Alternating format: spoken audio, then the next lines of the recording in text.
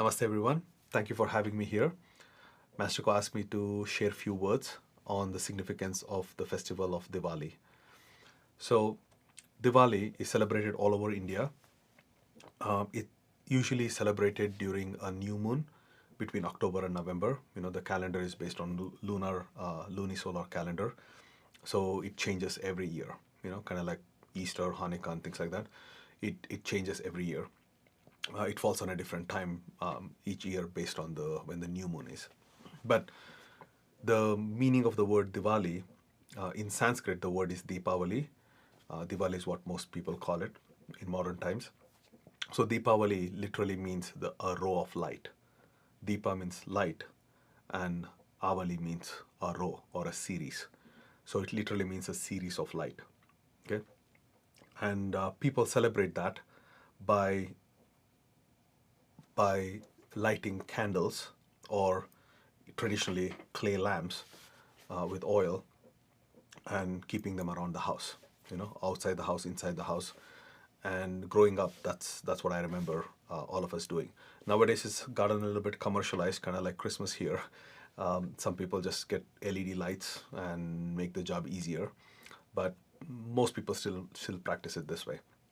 And the other thing they do is they wash and decorate the house, and then they put these intricate, like with chalk powder, they paint these mandalas like things. They're called rangolis, which literally means design with colors. That's basically literally what it means. They make these mandala type designs to celebrate, because in some parts of India it's like a new year. The way I explain it to my American friends is Diwali is like 4 or 5 festivals in one. You have firecrackers, you have fireworks like 4th of July. You got candles and dispelling of darkness and spirits like Halloween, or like Hanukkah where you light candles, and then you have gift giving like it's Christmas. You have multiple festivals, and it's like New Year. It's a new fiscal New Year for certain parts of the country. So it's like 4 or 5 holidays mixed into one. So, but the theme of all of them is basically light. It represents light conquering darkness, that knowledge overcomes ignorance, that good always triumphs over evil. Okay, and the reason the festival is connected to those themes is because not just because it's a new moon or whatever, because there are many new moons in the year. It's based on certain historical or in some cases legendary or mythological stories in different traditions. So I'll give you a few examples. I don't want to bore you with too many of them, but I'll give you a few of them from some from the Hindu tradition, some from a Jain or a Sikh traditions, why it's significant in different religions within the country. Now, in the Hindu tradition, one of the stories that is related to Diwali festival comes from uh, the great teacher Lord Rama. So his story is in the epic Ramayana, which literally means the journey of Rama. Okay, Ayana means journey. Rama is the name of the hero in the hero's journey. So his story, typical of most heroes' journey, there is a crisis. The person is thrown out of a familiar field. They have to go like a prodigal son, far away, fight some evil, then come back triumphant home.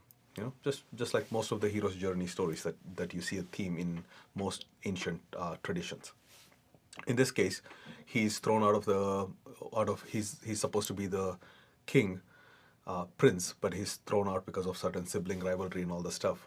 Anyway, it's a longer story, but I'm trying to keep it short here. And then he goes out, and they're spending about 14 years in exile, and his wife gets kidnapped by a evil guy, a king in Sri Lanka or Lanka, nowadays modern day Sri Lanka, and a war ensues.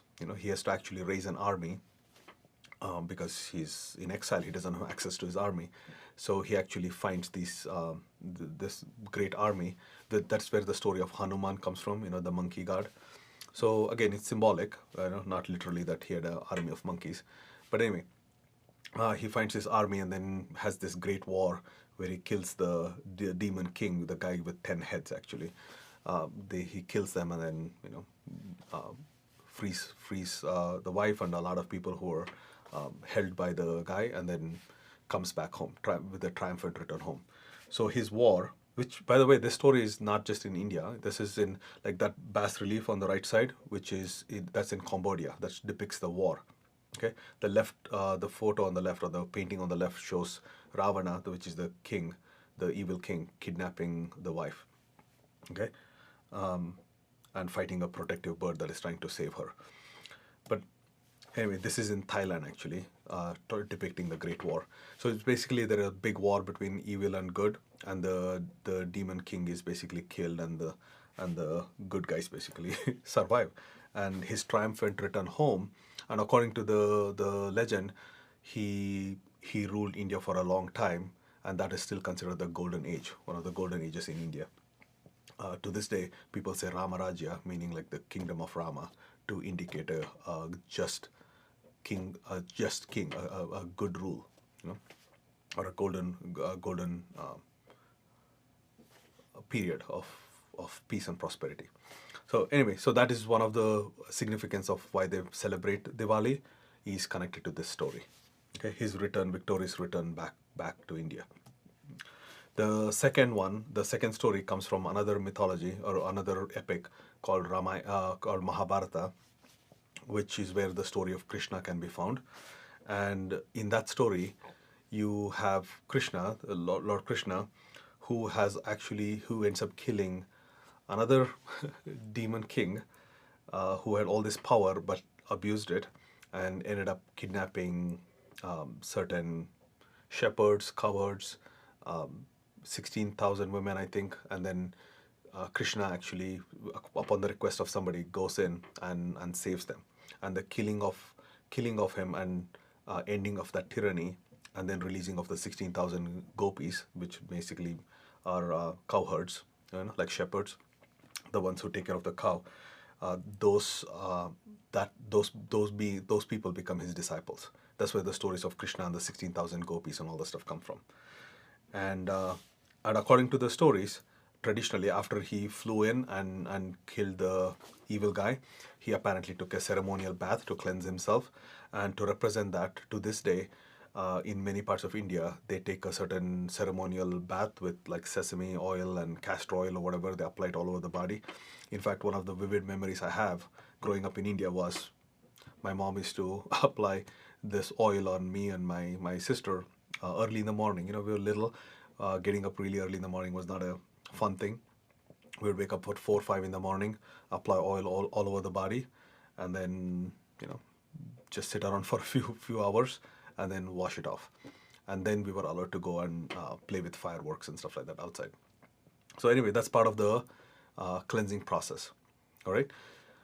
And that, again, some parts of India doesn't do it, but some parts do. Then that's just one of the other stories, right? And again, I'm trying to keep it simple here, just giving you a theme of why it's considered victory of good over evil and light over darkness and things like that. And in some parts of India, it's considered the festival of Lakshmi, goddess Lakshmi, who is, because it's part of time of harvest festival, kind of like here. Some places harvest is in the spring, sometimes it's in the fall. So for the fall harvest, right after the summer harvest, this is one of the times of celebration. So many farmers begin their like a fiscal new year. You know, they start new financial paperwork on this day. So some parts of India celebrate it as a Lakshmi, a day for celebrating goddess Lakshmi, the goddess of wealth, prosperity, farm, grains, and things like that. All right. And in the Jain tradition, that's from the Hindu tradition. I gave you a few examples. From a Jain tradition, Jainism, from their perspective, this is supposed to be the day when Lord Mahavira, who is the founder of Jainism, achieved enlightenment. Okay, I think he lived around, according to historical records, he lived around 6th century BC, so similar time as Lord Buddha. And he's considered one of the 24 spiritual elders, or Tirthankaras they call them. You know, like you have the 24 or 25 Zoroasters and 24, 25 Buddhas. So similarly, they have 24 Tirthankaras in Jain tradition, and he's considered the 24th and the one who started Jainism. So anyway, so he achieved enlightenment, which is of course a representation of knowledge or soul overcoming darkness or ignorance. So he achieved nirvana or enlightenment during that time. So that's another reason why they celebrate it also.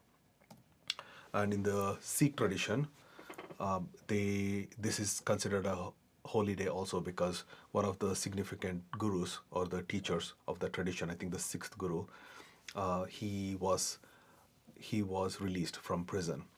Some of you, Taj Mahal, the king who built the Taj Mahal, his father, his name was Jahangir. Anyway, he was persecuting the Sikh tradition at that time, the practitioners of that tradition in the Punjab region, and this is one of the ones who was imprisoned, and this is one of the saints who was imprisoned, and then he was released on this day. So again, same theme, story of freedom over tyranny, things like that.